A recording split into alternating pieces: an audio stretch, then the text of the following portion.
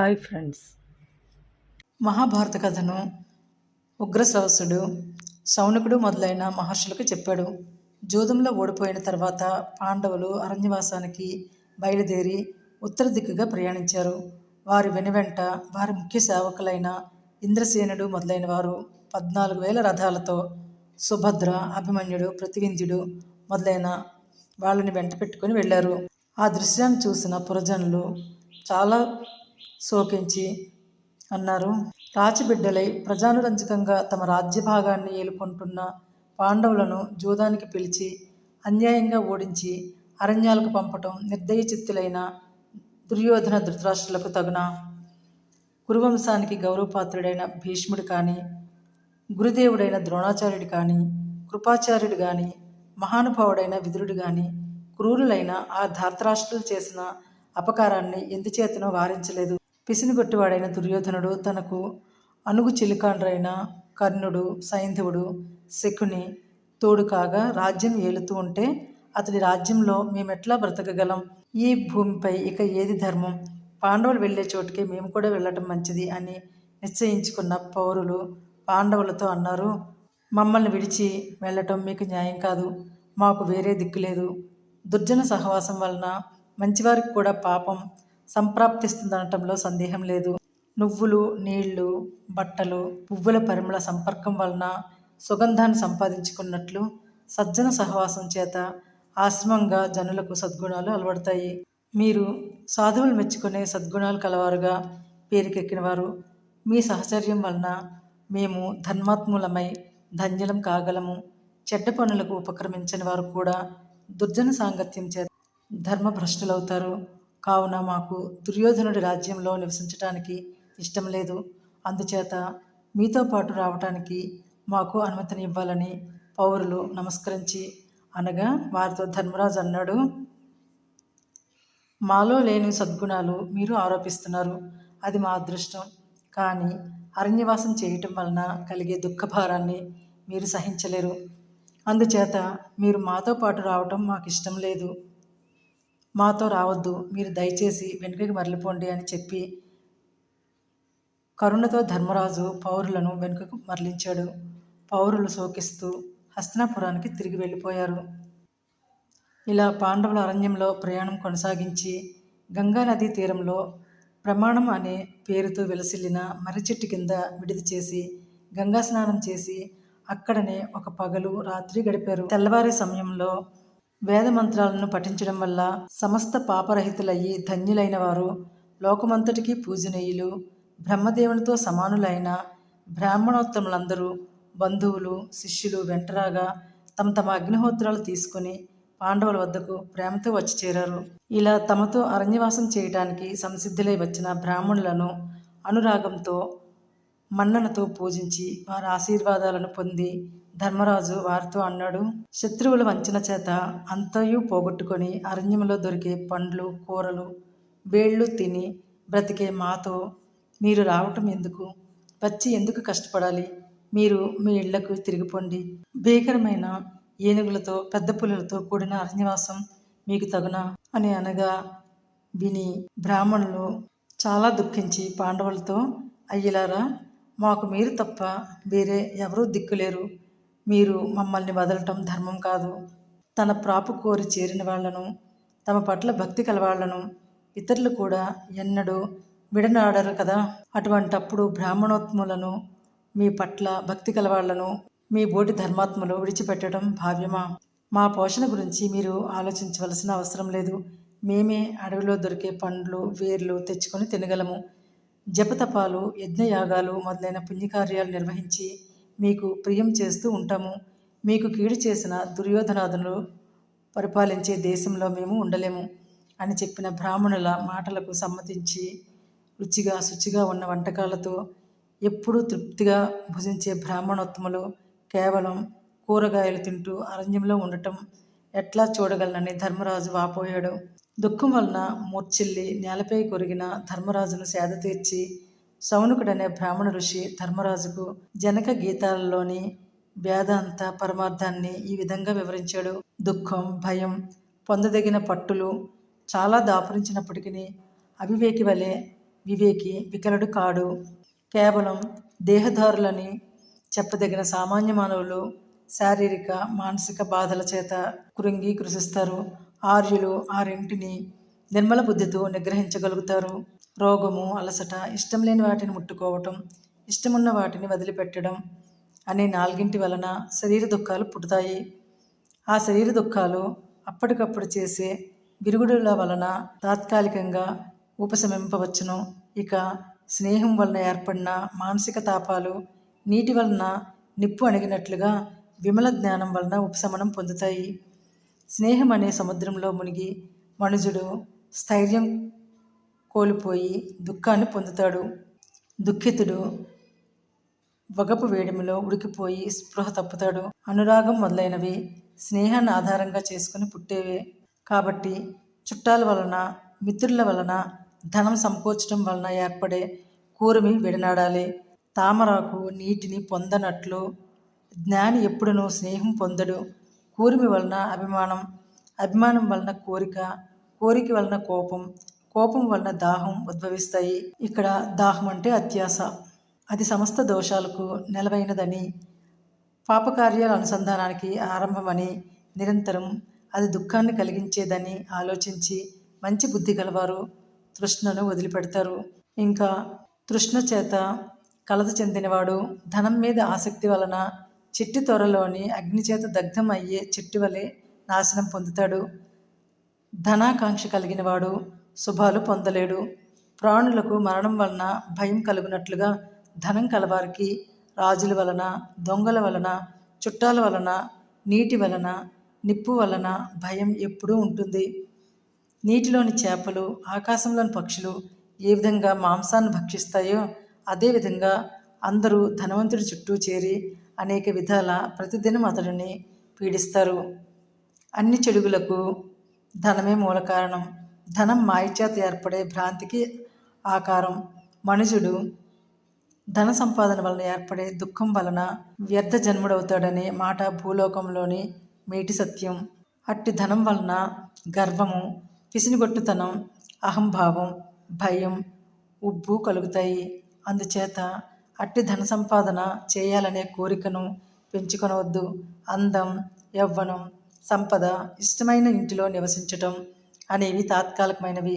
ప్రాజ్ఞులు అట్టి వాటిని గురించి భ్రాంతిని పొందరు అని చెప్పగా ఆ మునిశ్రేష్ఠుడైన శౌనకుడితో ధర్మరాజు ఇలా అన్నాడు: నేను నా స్వార్థం కొరకు, భోగాల కొరకు ధనాన్ని కోరుకొనటం లేదు. బ్రాహ్మణోత్తములను ఈ మహారణ్యంలో నేను ఏ విధంగా పోషించగలను అని మాత్రమే నా దిగులు. నా బోటి గృహస్థుడికి అవశ్య కర్తవ్యం అతిథి పూజ. అందులో నా దగ్గరికి అతిథులుగా విచ్చేసిన వారు బ్రాహ్మణోత్తములు, సాధు పురుషులు. అట్టి వారిని ఊరక పంపవచ్చిన గృహస్థులైన వారు తమ సంపదలో కొంత భాగం అతిథుల కొరకు వెచ్చించాలి, సజ్జనులను సంరక్షించాలి. ఇలా అన్ని ఆశ్రమాలలో గృహస్థాశ్రమమే మేల్తరమని పెద్దలు చెప్తే వింటున్నాం కదా. ఇక్కడ సాధు సంరక్షణ, అతిథి సేవ కలిసి వచ్చాయి. కాబట్టి గృహస్థాశ్రమ ధర్మం నెరవేర్చాలి కదా. ఆర్తుడికి శయ్యా సౌఖ్యం, భయపడిన వాడికి శరణం, దప్పిగొన్నవాడికి నీరు, ఆకలిగొన్నవాడికి తిండి, అలసిపోయిన వాడికి ఆసనం సమకూర్చటం గృహస్థుడు నిర్వహించవలసిన సనాతన ధర్మాలు. అతిథుల పట్ల ఆదరాభిమానాలు చూపవలసిన బాధ్యత గృహస్థుడిది. పక్కన విస్తరి లేకుండా భుజించటం, తన కోసం మాత్రమే వంట చేయించటం, నిష్కారణంగా పశువులను హింసించటం పాతకాలు. అంతేకాక అగ్నిహోత్రాలు, అతిథులు, చుట్టాలు, విద్వాంసులు, గురువులు, మిత్రులు, స్త్రీలు వీళ్ళకి యథోచిత మర్యాదలు చూపనప్పుడు కీడు కలుగుతుంది. అందుచేత గృహస్థుడు అందరినీ సంతృప్తిపరచక తప్పదు. యజ్ఞశేషానికి అమృతమని పేరు, అతిథి భుక్తశేషానికి విగసమని పేరు. గృహమేది అమృతాశియు విగసాశియు కావాలి. ఉదయాస్తమయ వేళలలో పక్షి, సునకాదులకు బలి ఆహారం వేయాలి. దానికి వైశ్యదేవ యజ్ఞం అని పేరు. ఉత్తమ గృహస్థుడు నిర్వహించవలసిన ఇటువంటి కర్తవ్యాలు ఉన్నాయి కదా అని ధర్మరాజు చెప్పిన మాటలు విని శౌనక మహర్షి సమాధానం చెప్పటానికి ఉపక్రమించాడు. ఆకర్షించే ఇంద్రియ సౌఖ్యాలపై కోరిక కారణంగా ఎంతటి జ్ఞానం కలవారైనా తమ ఇంద్రియాలు తమకు వశం కావు కాబట్టి వారించడానికి వీలు లేని వికారాన్ని పొందుతారు.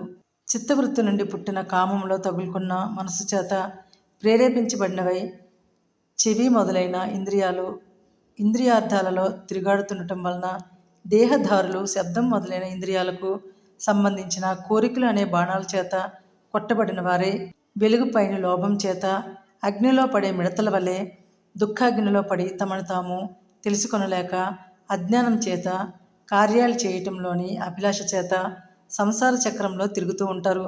బ్రహ్మ మొదలు గడ్డి వరకు ఉండే ప్రాణుల స్వభావాల పట్ల రాగద్వేషాలు విడిచిన వారే ప్రేమ అసూయలను వదిలి వేదాలలో చెప్పబడిన సరైన చిత్తవృత్తిని ఏర్పరచుకోవటము, ఇంద్రియాలను వశం చేసుకొనటం, యథోచితమైన దీక్షను స్వీకరించటం, గురుసేవ, ఆహారం తినటంలో నియమం, చదువులను వల్లివేయటం, ఫలితం పట్ల ఆసక్తి లేకుండా కర్తవ్యాలను నిర్వహించటం, మనఃప్రవృత్తిని అదుపులో పెట్టుకోవటం అనే ఈ 8 అంశాలను క్రియారూపాన నిర్వహించిన మహాత్ములు తమ తమ తపః ప్రభావం వలన సంసారాన్ని గెలుస్తారు. ఓ ధర్మరాజా, నువ్వు కూడా గురుసేవ వినటము, విన్నదాన్ని అర్థం చేసుకోవటం, అర్థం చేసుకున్న విషయాన్ని స్థిరంగా మనసులో నిలుపుకోవటం, అవసరమైన దాన్ని ఊహించటము, అనవసరమైన దాన్ని భావన నుండి తొలగించటం, వస్తు విజ్ఞానము, వేదాంతాది శాస్త్ర పరిజ్ఞానం అనే వాటితో కూడినవాడవు. కాబట్టి నీ చేత ప్రారంభించబడిన అన్ని పనులు అభ్యున్నతిని పొందుతాయి. వసువులు, రుద్రులు, ఆదిత్యులు మొదలైన వారు తపస్సు చేసి ఐశ్వర్యాన్ని సంపాదించగలిగారు. దీక్షతో తపస్సు చేసిన వారు వారి కోరికలను నెరవేర్చుకొనగలరు. ధర్మరాజా, నువ్వు కూడా తపస్సు చేసి బ్రాహ్మణులను అనుసరిస్తూ నీ కోరికలను నెరవేర్చుకో అని సౌనక మహర్షి చెప్పగా సోదరుల మధ్య ఉన్న ధర్మరాజు ధౌమ్యుడికి నమస్కరించి ఆయనతో అన్నాడు, అయ్యలారా, మేము చేసేది వనవాసం. మీరు మాతో అడవికి రావద్దని చెప్పి బ్రతిమాలుకున్నప్పటికీ వినక వస్తామన్నారు బ్రాహ్మణులు. భయంకరమైన అడవిలో వీరికి నేను ఏ విధంగా ఆహారం సమకూర్చి పెట్టగలను? నా పైన మిక్కిలి ప్రేమతో నా కష్టాలను పంచుకొనటానికి ఇష్టంతో నాతో పాటు వనవాసం చేయటానికి వచ్చిన ఈ బ్రాహ్మణోత్తములను నేను విడవజాలను. వీరి కొరకు నేను ఏం చేయాలి అని ధర్మరాజు అనగా అతడితో పురోహితుడైన ధౌమ్యుడు అన్నాడు, పూర్వకాలంలో జీవకోటి ఉద్భవించి ఆకలి చేత మలమల మాడుతూ ఉంటే చూసి ఆ భయాన్ని తొలగించడానికి పూనుకొని సూర్యుడి దయతో ఉత్తర దిక్కుగా ప్రయాణించి భూసారాన్ని పెంచి దక్షిణ దిక్కుగా ప్రయాణించి మేఘరూపుడై ఔషధులను సమీకరించి చంద్రకిరణాల ద్వారా ఆ ఔషధులను పెంపొందించి వాటి నుండి అన్నాన్ని పుట్టించాడు. తద్వారా ప్రజారక్షణ చేశాడు. అందువలన అన్నం సూర్యమయమని తెలుసుకొని పూర్వకాలంలో భీమ, వైన్య, కార్తవీర్య, నహుషాదులు సూర్యుడిని ఆరాధించి ఆహారాన్ని సాధించి ప్రజలను కాపాడారు. కాబట్టి నువ్వు సూర్యుడిని పూజించు, నీ కోరికలు నెరవేరుతాయి. అతడు గొప్ప మహాత్మ్యం కలవాడు. అతడిని దేవతలు, పాములు, మునులు, చారణులు నమస్కరించి పూజిస్తూ ఉంటారు. అతడు సమస్త వేదరూపుడు, విష్ణువుతో, శివుడితో, బ్రహ్మదేవుడితో సమానుడు. తన వెలుగులతో చిమ్మ చీకట్లను పోగొట్టి దిగంతరాలను ప్రకాశింపచేసేవాడు. గొప్ప దయ కలవాడు. 3 లోకాలను రక్షించడానికి పూనిక వహించి ఉన్నవాడు అని పాండవ పురోహితుడైన ధౌమ్యుడు ధర్మరాజుకు ఆదిత్యనామాలు 108 స్పష్టమైన అర్థాలు వివరించి చెప్పి సరైన ఉచ్చారణను నేర్పి ఉపదేశించాడు. ఆ మంత్రాలు నారదుడికి ఇంద్రుడు వసురాజుకు, వసురాజు ధౌమ్యుడికి ప్రసాదించినవి. ధౌమ్యుడు ధర్మరాజుకు ఉపదేశించాడు. ఆ మంత్రోపాసన వలన అభీష్ట ప్రాప్తి అవుతుందని ధౌమ్యుడు ధర్మరాజుకు చెప్పాడు. తన పురోహితుడైన ధౌమ్యుడు చేసిన ఉపదేశం ప్రకారం ధర్మరాజు గంగా జలాలలో నిలిచి నిష్ఠతో సూర్యుడిని గురించి అష్టోత్తర శతనామాలు ఉచ్చరిస్తూ జపం చేశాడు. అంత వేదస్వరూపుడు, పాపహరుడు, పద్మాలకు మిత్రుడు, ముల్లోకాలకు నేత్రమైనవాడు అయిన సూర్యుడు అతడికి ప్రత్యక్షమై దయతో అన్నాడు, నీ తపస్సు నాకు నచ్చింది. నువ్వు అడవిలో ఉండే 12 సంవత్సరాలు అడవిలో లభించే పండ్లు, వేళ్ళు, కాయగూరలు నీ పాకశాలలో ద్రౌపదిచే వండబడి తరగని 4 విధాలైన వంటకాలుగా ఏర్పడగలవని చెప్పి ఒక రాగి పాత్రనిచ్చి సూర్యుడు మాయమయ్యాడు. ధర్మరాజు సూర్యుడి వలన అతిశయమైన వరాన్ని పొంది ఆ అక్షయ పాత్రలో ద్రౌపది చక్కగా వండిన శాకమూలాలు, చాలా రుచికరాలైన వివిధ భోజన పదార్థాలుగా మారి వాళ్ళందరినీ సంతృప్తిపరుస్తూ ఉండగా ఎందరో బ్రాహ్మణోత్తములను చక్కగా పోషించగలిగాడు. ఇలా ప్రతిదినము వేల మంది బ్రాహ్మణులకు సంతర్పణ జరుగుతూ ఉండేది. యజ్ఞావశిష్టాన్ని, అతిథి భుక్తశేషాన్ని పాండవులు భుజించేవారు. ద్రౌపది తన భర్తల భుక్తశేషాన్ని తింటూ ఉండేది. ఆ విధంగా పాండవులు కొన్ని రోజులు అక్కడే నివసించి తర్వాత బ్రాహ్మణుల దీవెనలు పొంది బ్రహ్మర్షి సంఘాలతో కలిసి కామ్యక వనానికి వెళ్ళారు. తర్వాత ఇక్కడ ధృతరాష్ట్రుడు విదురుడిని పిలిపించి, నువ్వు శుక్రుడి కంటే బుద్ధిమంతుడివి, కురుపాండవులకు సమానుడివి, సమ్మతుడివి అని పొగిడి ఇక మీద ఆ పాండవులు ఏం చేయగలరని ప్రశ్నించాడు. విదురుడు అతడికి బదులు చెప్పాడు, పాండవులు దేవతాంశ సంభూతులు, ధైర్యశాలురు. ధృతరాష్ట్ర మహారాజా, వారి గొప్పతనం నీకు తెలియనిది కాదు. భీముడు, అర్జునుడు తమ పరాక్రమం చేత లోకానికి ప్రసిద్ధులు. వివిధ అస్త్ర సంపన్నులు. వారు యుద్ధాల్లో శత్రువులను బ్రతకనిస్తారా? మోసపు జూదం వలన పాండవులకు కౌరవులకు వైరం ఏర్పడుతుందని నేను నీకు మొదటే చెప్పి ఉన్నాను కదా. నువ్వు నా మాటలు లెక్కపెట్టక నీ కొడుకు దుర్యోధనుడి మాటనే పాటించావు. జరిగింది జరిగిపోయింది. ఇకనైనను నువ్వు పాండవులను తిరిగి రప్పించి వాళ్ళ రాజ్యాన్ని వాళ్లకు ఇవ్వాలి. దానివల్ల నీకు మంచి పేరు వస్తుంది.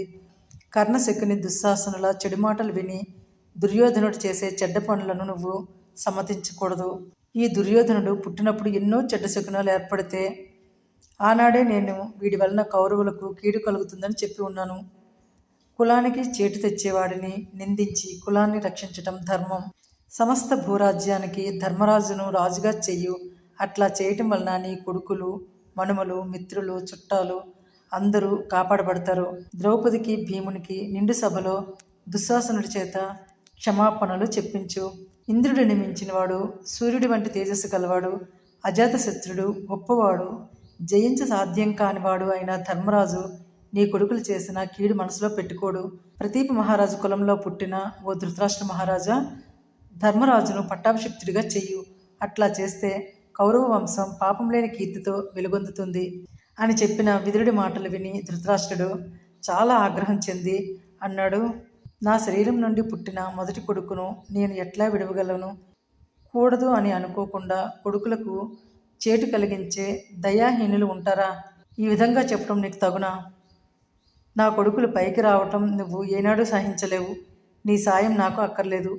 నువ్వు పాండవుల దగ్గరకు కానీ లేక నీకు ఇష్టమైన మరొక చోటుకు కానీ పో అని ధృతరాష్ట్రుడు అనగానే వెంటనే విదురుడు మనోవేగం గల రథాన్నెక్కి పాండవులుండే కామ్యక వనానికి వెళ్ళాడు. అతడు రావడం చూసి ధర్మజుడు భీమునితో అన్నాడు, ఆనాడు దుర్యోధనుడు గాంధీవం మున్నగు ఆయుధాలు సంగ్రహించడం మర్చిపోయి శకుని దుష్టబోధతో నేడు మళ్ళీ జోదమాడి వాటిని కూడా కైవసం చేసుకోవటానికై మనలను తీసుకుని రమ్మని పంపి ఉంటాడు. కాకపోతే ఇప్పుడు విదురుడు ఇక్కడికి ఎందుకు వస్తున్నట్లు? నేను ఇంకొకసారి జోదం ఆడదలుచుకోలేదు. అయితే విదురుడి మాట జవదాటడం ఎట్లా అని పాండవులు తమలో తాము చర్చించుకుంటూ ఉన్న సమయంలో విదురుడు వచ్చాడు. వారు అతడికి ఎదురేగి వినయపూర్వకంగా స్వాగత సత్కారాలు చేసి ఆయన వచ్చిన పని గురించి అడిగారు. వారితో విదురుడు అన్నాడు, పాండవులకు మాకు హితుడు, ఇక చేయవలసిన పని ఏమిటో చెప్పవయ్యా అని ధృతరాష్ట్రుడు నన్ను ఏకాంతంగా అడిగినప్పుడు నేను ఉభయపక్షాల వారికి జగత్తుకు మేలయ్యే మార్గం ఉపదేశించాను. కానీ అందరికీ రుచిగా ఉన్న ఆహారం జబ్బు చేసిన వాడికి రుచించినట్లు అతడికి నా హితవు రుచించలేదు.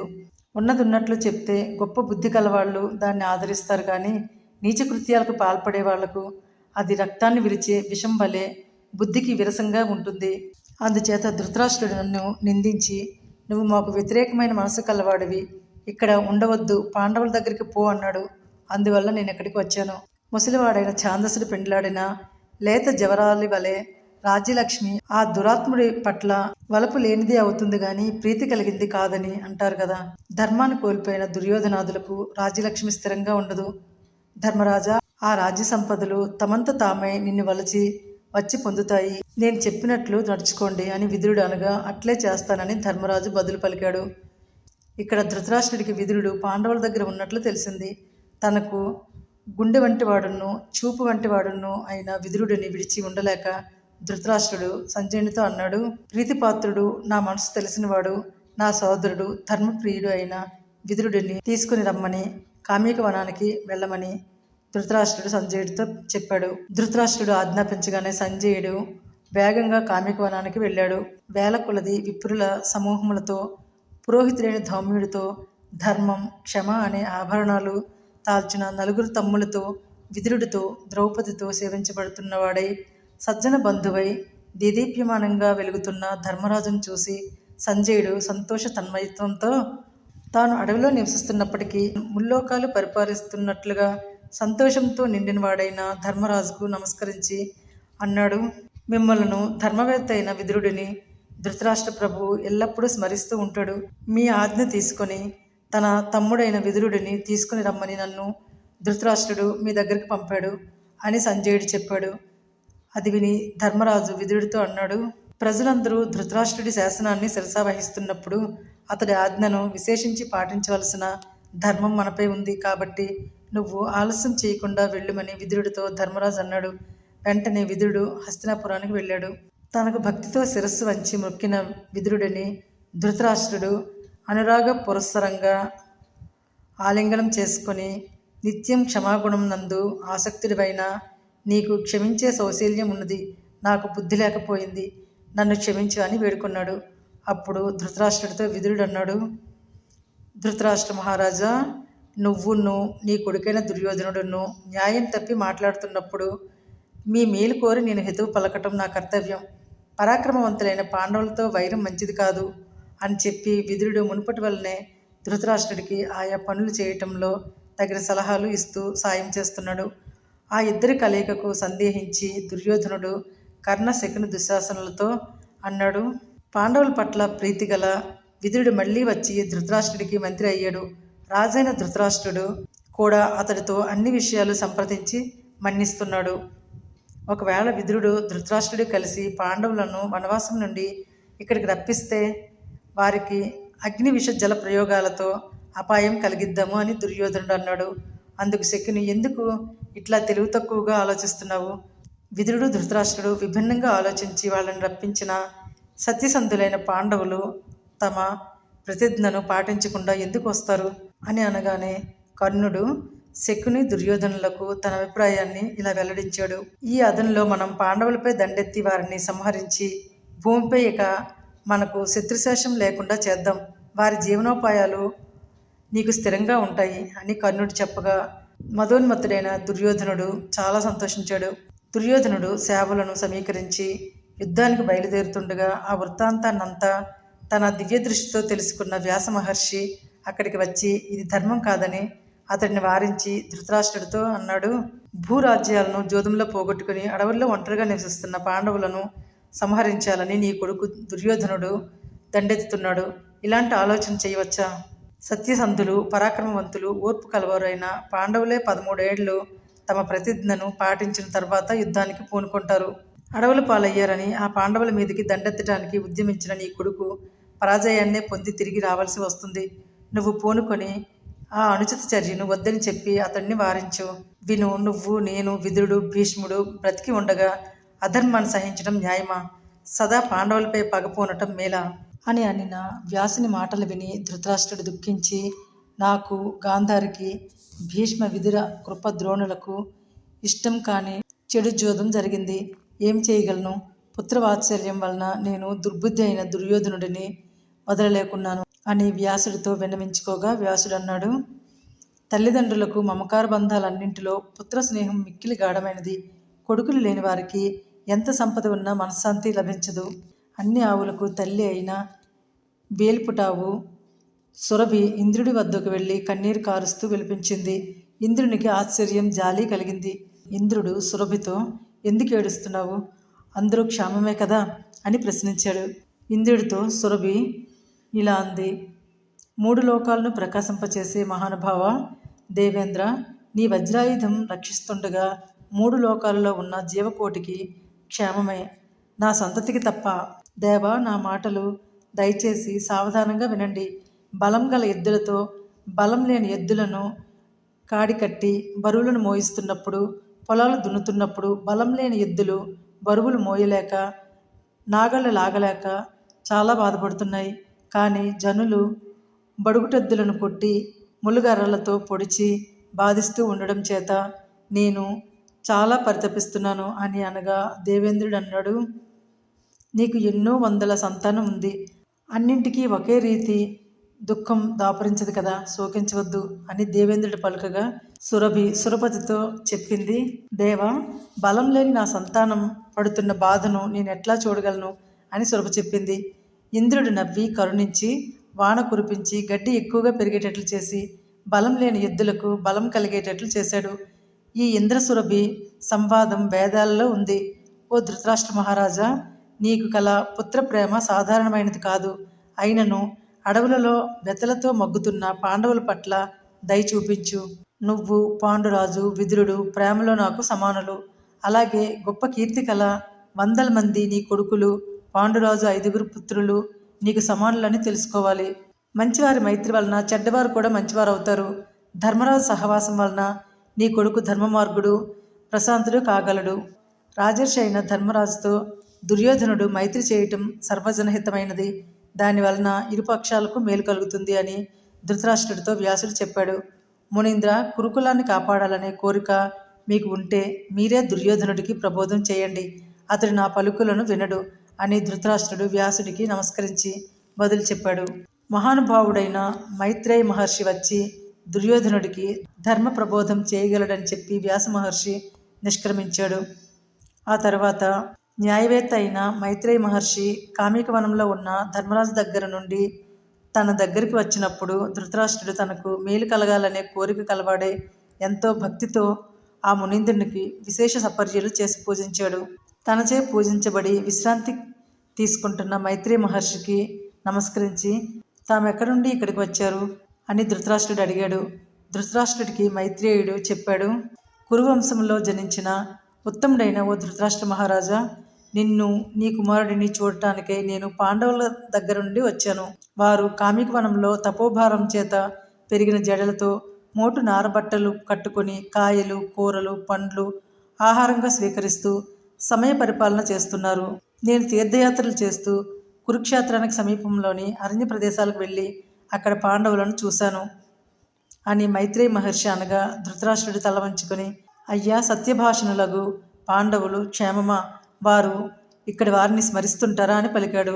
పరాక్రమంలో యముడితో సమానులైన పాండవులు పాండవ సోదర భావానికి విఘాతం కలిగేటట్లుగా తాము లోగడ అంగీకరించిన సమయాన్ని మీరటానికి ప్రయత్నించరు కదా అనగా ధృతరాష్ట్రుడి ప్రశ్నకు సమాధానంగా మైత్రేయుడు, ఓ రాజా, మహర్షులు నిరంతరం వచ్చి ప్రియం కలిగేటట్లుగా పాండవులకు దీవెనలు ఇవ్వటం చేత వారు ధర్మబుద్ధితో కూడినవారు కావటం చేత క్షేమంగా ఉన్నారు.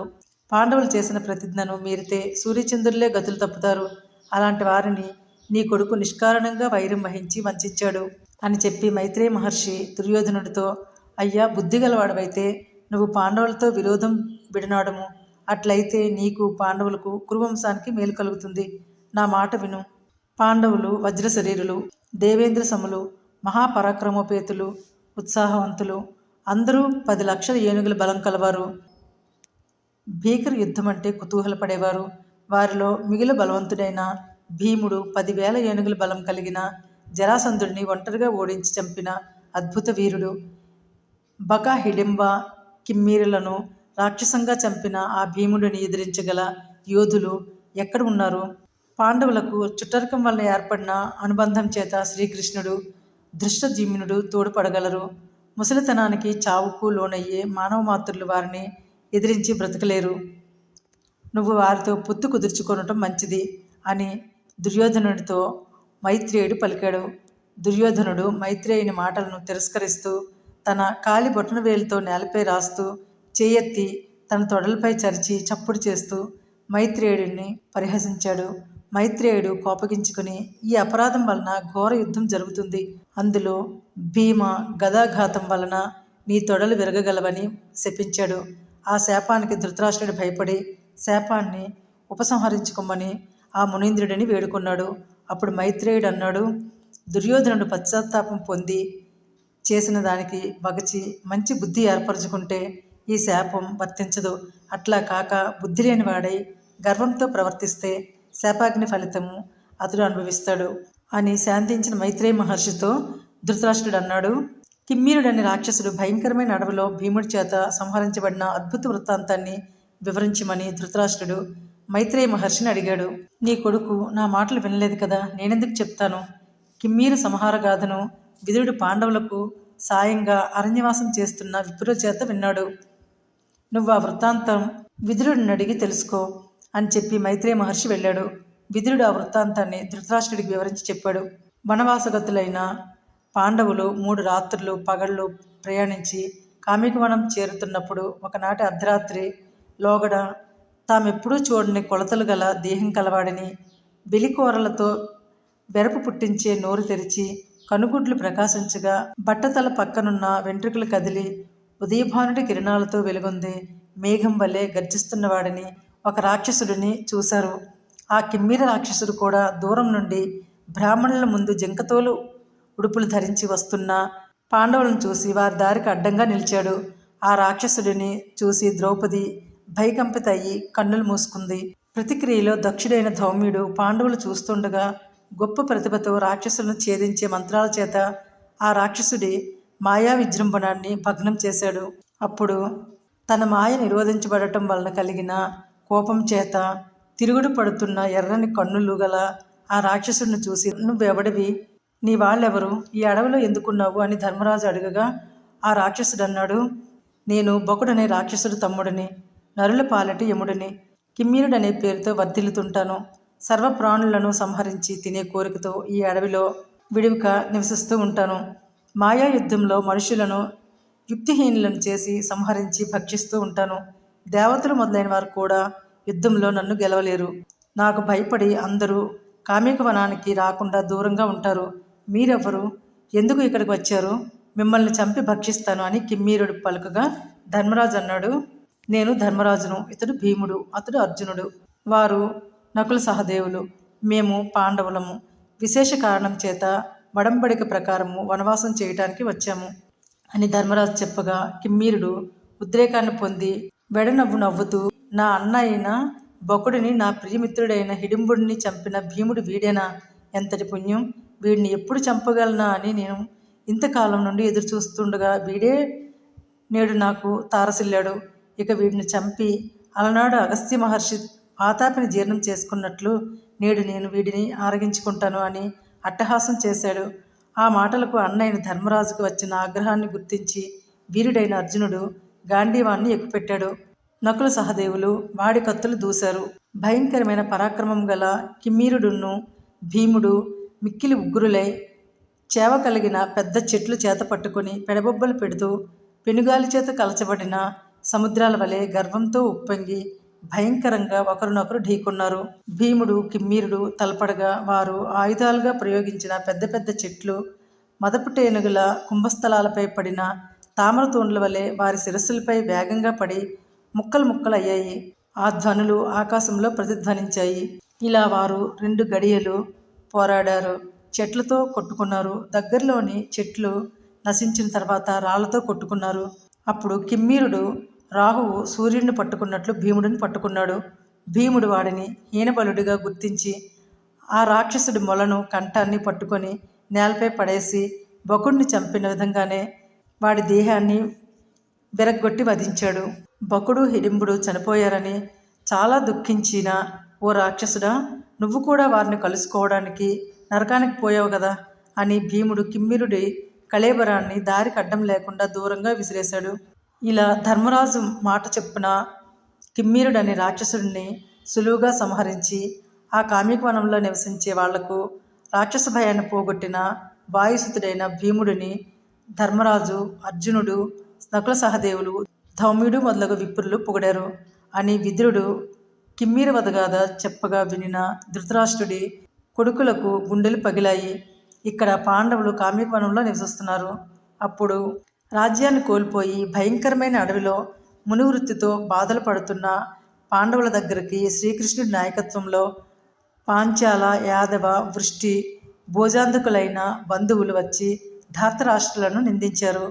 యుద్ధంలో కర్ణ, శకుని, దుర్యోధన, దుశ్శాసనుల శరీరాల నుండి కారిన కొత్త నెత్తులతో రాక్షసులు, కాకులు, గద్దలతో పాటు భూదేవి తనివి చెందుతుంది అని నీతిపరులు చంపదగిన వారు కౌరవ వంశాన్ని మలినం చేసే దుష్టులను అయిన దుర్యోధనాదులను సంహరించి కౌరవ వంశ శ్రేష్ఠుడైన ధర్మరాజుకు మనం పూనికని పట్టాభిషేకం చేద్దాము అని అనిన ప్రళయకాలంలోని యముడి ఆకృతిని పోలి ఉండే జగన్నాథుడైన శ్రీకృష్ణుడిని శాంతింపచేసి అర్జునుడు అన్నాడు, అచ్యుత, నువ్వు పూజ్యుడవు, అనాది పురుషుడివి, ఈశ్వరుడివి, అప్రమేయుడివి, స్థావర జంగమాల సృష్టి స్థితిలయలకు నువ్వే కారకుడివి.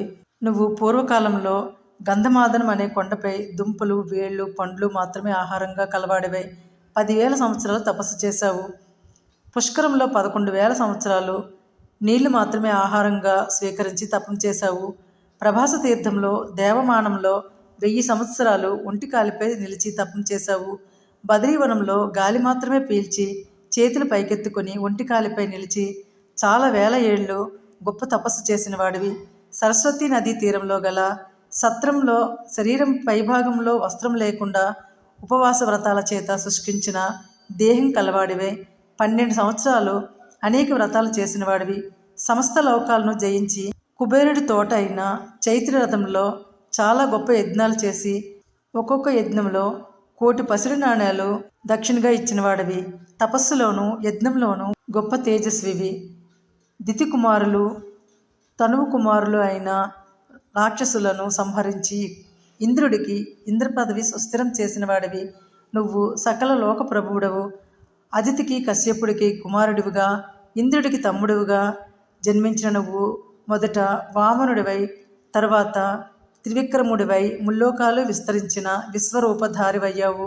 లోకకంటకులై మితిమీరిన గర్వంతో ప్రవర్తించే నరకుడు, శిశుపాలుడు మొదలైన అనేకులను వధించటానికి దృఢశక్తితో అవతరించిన మహానుభావుడివి నువ్వు. నీ మహత్వం పొగడదగింది. నువ్వు అవతారమూర్తివి. దేవతల చేత మునీంద్రుల చేత స్తుతించబడే శ్రీకృష్ణ, నీకు మరి ఎవరు సాటి?